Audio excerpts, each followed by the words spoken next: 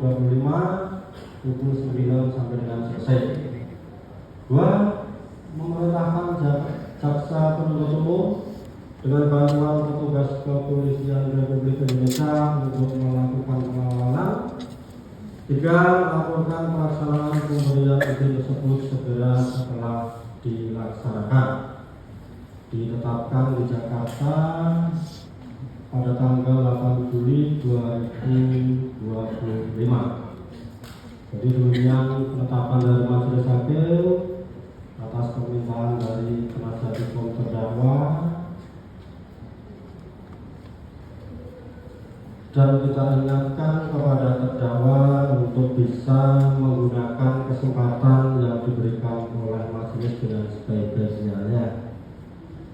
Dan perlu pula kita sampaikan ya, selain sudah kita bacakan penetapan ya, perlu diketahui oleh para pihak ya, bahwa kita Pengadilan Negeri Jakarta Selatan ini ya, sesuai jam kerja adalah jam 8 sampai jam 16.30 dengan waktu istirahat. Bola balik lagi. Oke. Saya datang ingin mendukung penegakan hukum yang benar. Apa yang benar? Kalau ada pihak lain di luar Nikita yang diduga penyambung sehingga terjadi transaksi 4 miliar, usut. Kalau tidak diusut di Mabes Polri, buka di persidangan. Saya ingin di sisi yang lain bahwa kenapa sampai memberikan uang?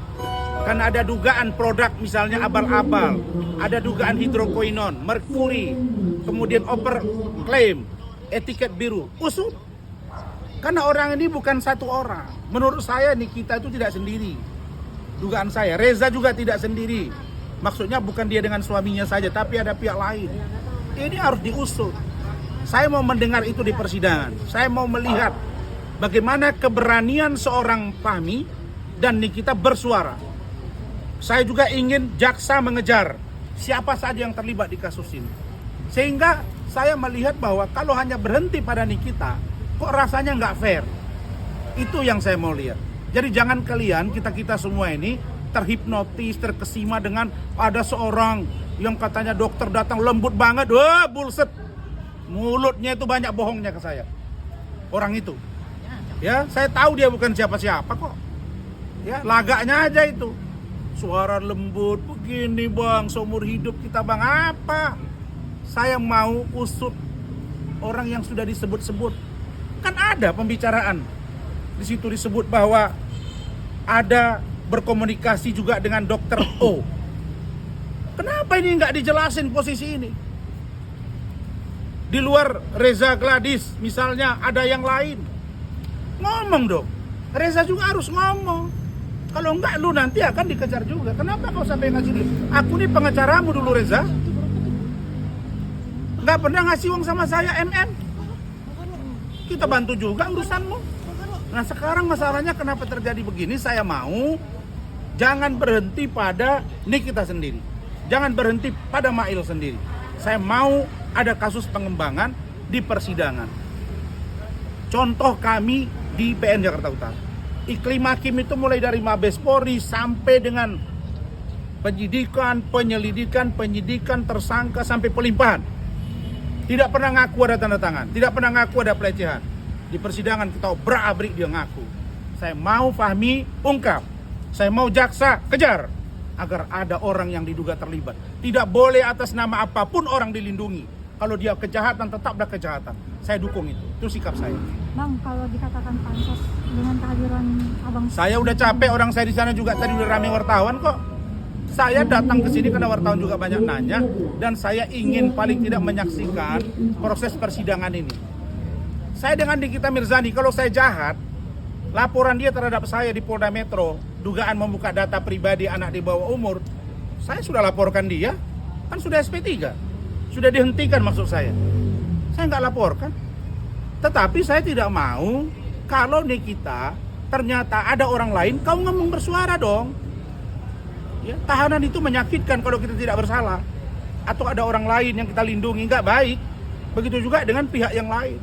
JPU mesti kejar, ada nggak orang lain di luar Reza Gladys yang juga barangkali sempat dibegitu-begituin gitu. Tahulah saya cara kerja orang ini, apalagi si dokter O itu. Cara kerja dia tahulah saya.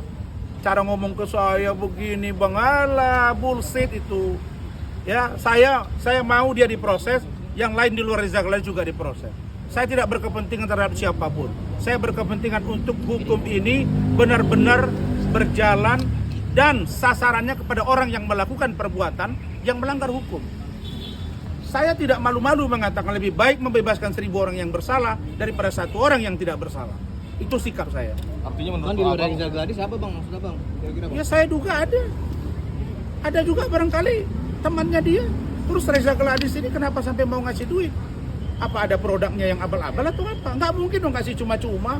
ditakut-takuti Emang bakal siapa? dilakukan, Bang. Nah kalau ditakut-takuti kalau kita nggak salah, emang takut? Tapi kan engagement dari Nikita sendiri luar biasa. Maksudnya ada jutaan follower gitu. Iya, saya sama Hotman. Tiap hari dia posting saya nggak takut saya. Sama, jutaan juga. Saya juga memposting Hotman, nggak ada masalah. Masa? Kalau kita merasa keberatan, laporin ke polisi dong. Kalau kita merasa nih di speak up, terus itu fitnah, laporin. Kenapa nggak dilaporin? Hah? Polisi pasti diproses. Yes? Iya pasti diproses. Iya, kenapa nggak dilaporin? Malah ngasih duit, ada apa? Nah itu, nah ini yang timpang. Saya nggak mau ini timpang. Saya mau ini harus on the track, tegak lurus, ketemu siapa pelaku-pelakunya, gitu.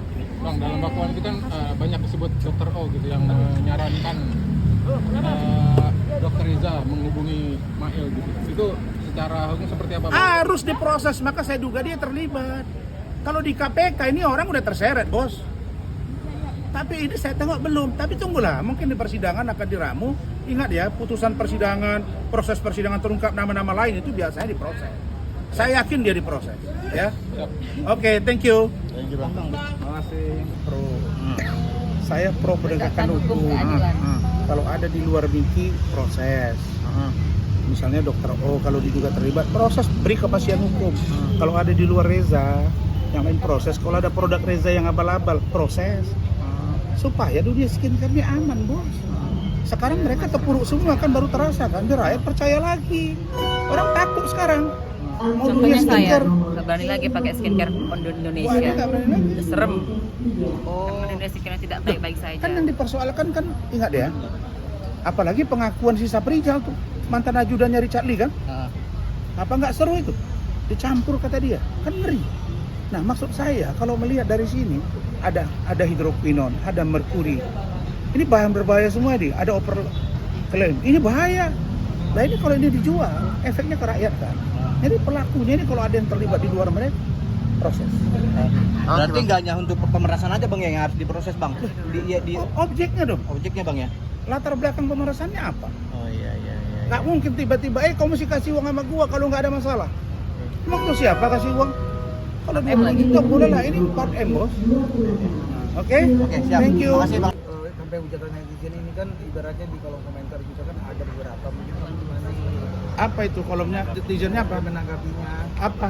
kayak ibaratnya nangis buaya lah apa dan lain sebagainya. Kadang nangis ya begitu bang, mungkin Menanggapinya kayak ibaratnya hujatan-hujatan lah gimana. Ya itu terserah, itu kan opini publik.